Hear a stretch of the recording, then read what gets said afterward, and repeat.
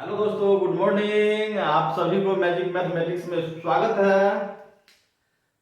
आज previous year का SSC CGL और सीएचएसएल में पूछा गया है नंबर सिस्टम। आज वही बताएंगे और आप लोग ध्यान से देखेंगे और समझ में आया तो लाइक सब्सक्राइब जरूर कीजिएगा। देखिए, आपका फर्स्ट क्वेश्चन है, 6 अंकों की संख्या 537xy 125 से विभाज्य है, ऐसी कितना 6 अंकों की संख्याएं है। ठीक है, तो आपका संख्या दिया हुआ है कितना, 5 3 7 x y और 5। तो इसमें 125 से भाग देना है। ठीक है, इसमें 125 से भाग देना है। इसमें करना क्या है, तो 125 का विभाज्यता का नियम आप जान रहे हैं। 125 से विभाज्यता का नियम, लास्ट का 3 अंक यदि 125 से विभाज्य है तो दिया गया संख्या भी 125 से विभाज्य होगा। अगर लास्ट का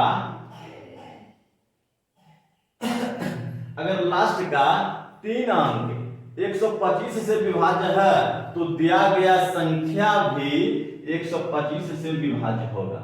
ठीक है, तो आप जानेंगे अब क्या है, x y और 5 है ना। ये लास्ट का 3 अंक को हम देखेंगे कि 125 से भाग होता है या नहीं।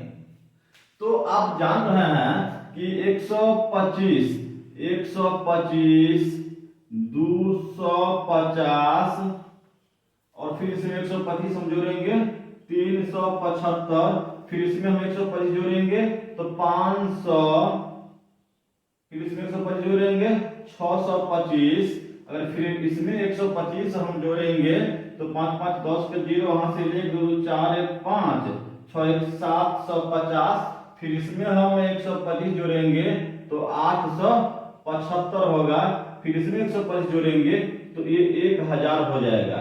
ठीक है, 1000 हो जाएगा। तो इसको हमको नहीं लेना है, हमको सिर्फ 3 अंक तक ही रहना है। तो ये लास्ट में क्या है, 5 है। ये लास्ट में 5 है, तो लास्ट में 5 वाला को ही हमको देखना है। ये तो नहीं ना बदलेगा, ये तो नहीं बदलेगा। तो देखिए 1 2 3 और 4 आया। तो देखिए 5 3 7 125, 5 3 7 375, 5 3 7 625, 5 3 7 875। 6 अंकों की संख्या है, देख लीजिए 6 अंकों की संख्या है। तो इसमें 1 2 3 और 4 ऐसा संख्या है जिसमें 125 से विभाज्य होगा। तो आपका ऑप्शन नंबर ए, आपका ऑप्शन नंबर ए। तो पहले तो हम जानेंगे कि 125 का विभाज्यता का नियम पहले जानेंगे। 125 के विभाज्यता का नियम होता है, लास्ट का 3 अंक में अगर 125 से भाग हुआ तो दिया गया संख्या में भी 125 से भाग होगा। ठीक है, तो हम x y के जगह पर हमको मान रखना है। तो x y के जगह पर मान रखे हैं 1 2 3 7 और 6 2 और 8 7, और लास्ट में तो 5 है ही। तो आपका ऑप्शन नंबर ए आपका नेक्स्ट क्वेश्चन है दोस्त। नेक्स्ट आपके बोर्ड पर है दोस्त, कह रहा है यदि 8a5146 b 88 से विभाज्य है तो b - a का मान क्या होगा। तो आप जान लीजिए, आपका क्या दिया हुआ है, 8a5146 b, 88 से इसमें भाग देना है। तो पहले जानेंगे कि 88 से विभाज्यता का नियम। तो अब जानेंगे 8 गुने 11 इक्वल 88 होता है। अब जिस संख्या में 8 से और 11 से पूर्णतः भाग लगता है तो उस संख्या में 88 से भी भाग लगेगा। ठीक, तो अब जानेंगे 8 से विभाज्यता का नियम। ठीक है, 8 से विभाज्यता का नियम। तो इकाई, दहाई, सैकड़ा अंकों से बनी संख्या यदि 8 से विभाज्य है तो दिया गया संख्या में भी 8 से विभाज्य होगी।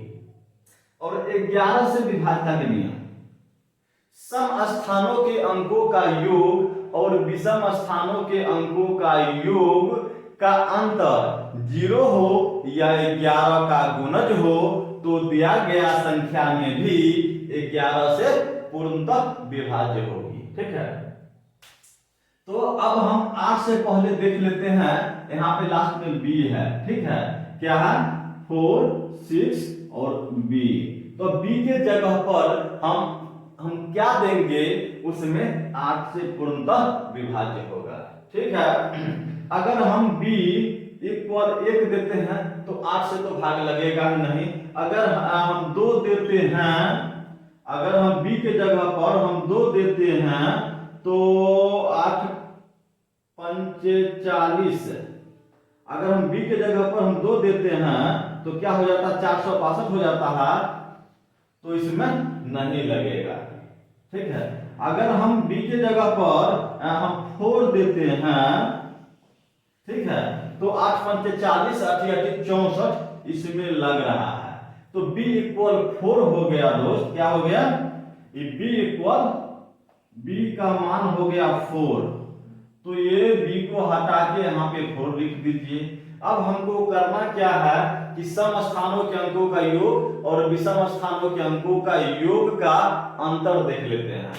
देखिए पहले हम विषम स्थानों के अंकों का योग को देख लेते हैं। ये हो गया 4 और 4 8, 5 13 और 8 21, तो विषम स्थान के अंकों का योग हो गया है 21। अब हम सम स्थानों के अंकों का योग देख लेते हैं। 6 1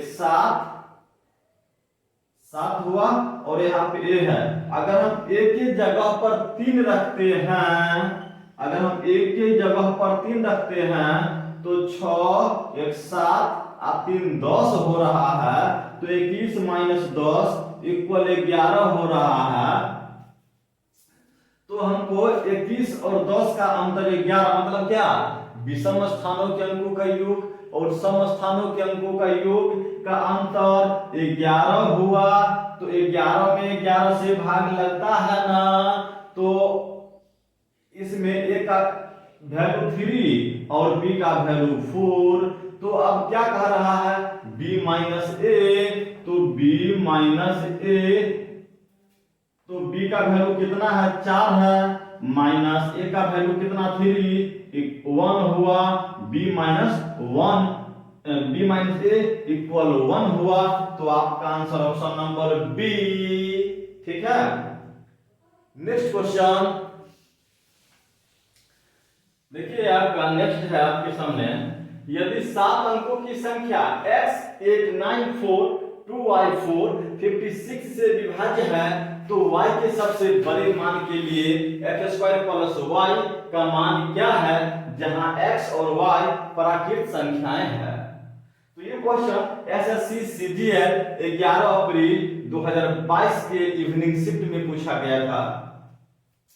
तो आपका संख्या दिया हुआ है x 8 9 4 2 y 4 इक्वल 56 से आपको भाग देना है। तो हम पहले जानेंगे 56 के विभाज्यता का नियम। तो 8 गुने 7 इक्वल 56 होता है दोस्त।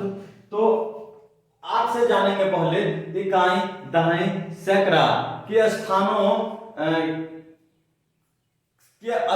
के अंकों से बनी संख्या यदि 8 से विभाज्य है तो दिया गया संख्या में भी 8 से विभाज्य होगा। इकाई, दहाई और सैकड़ा स्थानों के अंकों से बनी संख्या ना, इकाई, दहाई और सैकड़ा स्थानों के अंकों से बनी संख्या यदि 8 से विभाज्य है तो दिया गया संख्या में भी 8 से विभाज्य होगा। तो हम पहले इकाई, दहाई और सैकड़ा के स्थान को अंक को हम बाहर निकाल लेते हैं। ठीक है, बाहर ले लिए। अब y का वैल्यू हम क्या देंगे, तो 64। अगर y का वैल्यू हम देते हैं 6 देते हैं, अगर y का वैल्यू 6 देते हैं तो इसमें 8 से भाग हो जाता है। ठीक है, तो y का तो निकल गया, हमको x का देखना है। तो x के लिए हमको करना क्या है, तो जो संख्या दिया गया है y इक्वल 6 है ना, हाँ, तो y का वैल्यू हम 6 रख देते हैं।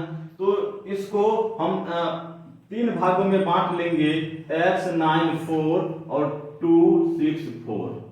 ठीक है, अब इसको और इसको हम जोड़ के देख लेते हैं कि 7 से भाग होता है कि नहीं। 9 8 17 और 4 21, 7 से इसमें भाग हो रहा है, इसमें 6 4 10 और 2 बार इसमें नहीं हो रहा है। तो आपको करना क्या है, 8 9 4 माइनस, अब इसको और इसको ऐड कर दीजिए, 2 6 4 प्लस x। ठीक है, ऐड होने के बाद ये दोनों का अंतर 7 से भाग लगना चाहिए। ठीक है, तो 8 9 4 माइनस 2 6 4 माइनस x हो गया।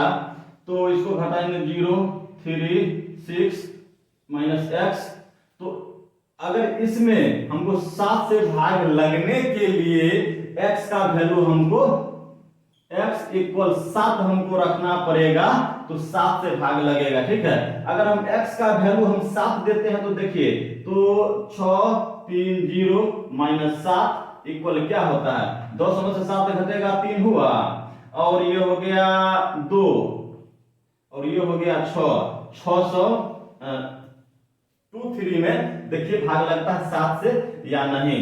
7 8 56,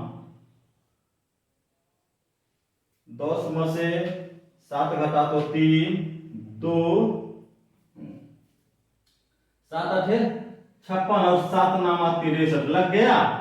6 2 3 में 7 से भाग लग गया, तो x का इक्वल कितना हो गया, x का इक्वल हो गया 7। ठीक है, तो x का वैल्यू कितना हो गया दोस्त, x का वैल्यू हो गया 7।